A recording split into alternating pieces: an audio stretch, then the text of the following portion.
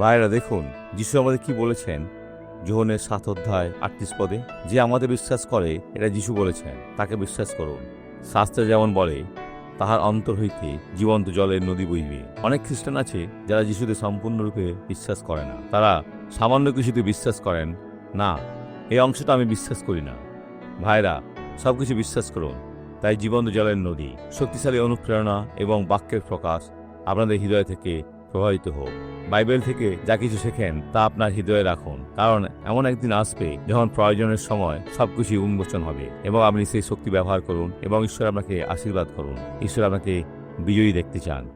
নাসরিত যিশুর নামে আমি আমার বিশ্বাসকে এই ব্যক্তির বিশ্বাসের সাথে যুক্ত করছি এবং আমি আদেশ করছি যে তাদের জীবনের মন্দ যা কিছু চলে যাক। তুমি অসুস্থতার আত্মা, বিভ্রান্তি এবং প্রলোভনের আত্মা, যিশুর নামে চলে যাও। আমিন।